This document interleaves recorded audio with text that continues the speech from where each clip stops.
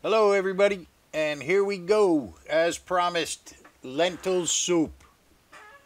Lentils are a legume, in case you wondered. It's a bean. Alright, so here we have a mirepoix. We have extra carrots to put in at the end because most of those carrots will be disintegrated after cooking. Then we have some garlic, and we have a bouquet garni. Now, I hope everybody knows what I'm talking about when I say mirepoix and bouquet garni, because I'm not going to tell you what's in it. You should know. All right, anyway, here's that pot that I keep telling you is a very thin pot. All right, it's very thin. Things burn in this pot. Well, watch what happens here. I turned around to get the mirepoix ready to put into the pot, and the pot started burning. I didn't even know it. So, but the good thing is this. It's just a thin layer of oil, so there's really no burnt flavor. Nothing burnt except for the bottom of the pot. You know what I'm saying? There's no, it would be different if the vegetables were in there and, the vegetables burnt. Then I would start all over again.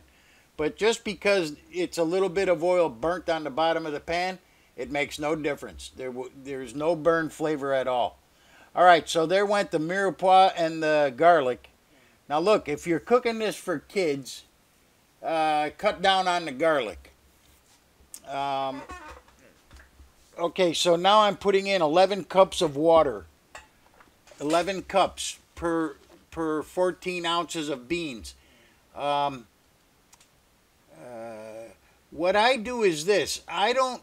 Oh, there goes the bouquet garni, and here comes the beans. What I do is this. I don't rely on the beans to thicken the soup. I add roux. I add roux to the soup. So in other words, you can stretch 14 ounces of lentils into, 1.5 times of what it should be. You know what I'm saying? If you use roux, you can stretch the soup. So that's what I do. I always use roux, no matter what I'm making. If it's navy bean, still I use some roux to to stretch the stuff out. Now look, as the weather starts getting cold, this is a perfect soup. I'm telling you. Now I made a little over half a gallon from just 14 ounces of beans. Now the roux is what helps you do that. But what I do is after it's cool, then I put it into the Ziploc baggies and I freeze it. All right, now here we go with our diffuser. If I didn't use this diffuser, those beans would burn. Yes, they would. The diffuser really helps. And what that is those are old tomato cans that I washed the label off. Then I took them outside and I pounded them down with a hammer until they were flat. And then I put them on the stove to burn off any glue that was on them. And now I use them quite often. They won't melt. I use them whenever I use this pot. I use those diffusers. This pot is very, very thin. I mean, man, it's the cheapest pot you can find. Okay, so now it's been cooking for approximately, I would say, an hour and a half. It's been simmering. Okay, so here goes the bouquet garni. We don't need that anymore. And all right, now what we have is the cooked lentils and the carrots, and of course there's celery and onion in there too, but you can't see them. Okay, let me see now. I'm going to add, oh, there you go. I added some roux. I added about, I would say about a little bit less than a cup of crumbled roux. About a cup of crumbled roux. Also, I added some chicken base or chicken bouillon and some ham bouillon. I don't know how, but it got cut out of there somehow. I don't know. All right, now here comes the secret ingredient. I'm adding 1 package of Oscar Mayer hot dogs.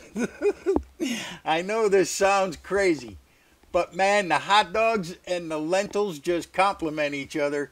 and it turns out it's really good. What I do is I cut the hot. You can cut the hot dogs any size you want. You could actually leave them kind of big if you're giving it to the kids. Okay, there goes the second one. What I do is I cut them into little triangles. You know, I cut each hot dog into fourths, and then chop them up. It really is a good addition to lentil soup. I know it sounds crazy. I know it does. I don't know where I first saw it, but I really like it with the hot dogs in there. I mean, it's really a good soup to have on a cold winter's day. Woo-hoo-hoo-hoo. Oh, mama, this stuff is the best. All right, so there it goes. Like I said, I already added the roux, so you can tell it's getting thick. I'm going to test it here to see if it needs adjusting. And no, it doesn't. It's perfect. All right, so that's about it. I mean, it's a very simple soup. It's not much. All you need is a mirepoix, a bouquet garni, and some hot dogs. And you're good. Oh, and some roux. And you're good to go. That's why it's good to have roux in the freezer. You know, I always make up a big batch of roux and I put it in the freezer. And man, when I need it, it's there. Okay, there we go. All right, let's eat. Oh, yeah, man. Wow, look at this. Oh, this is perfect. You might be able to find it somewhere else around town, but you're not going to find it any better than this. I got to go. I got to eat.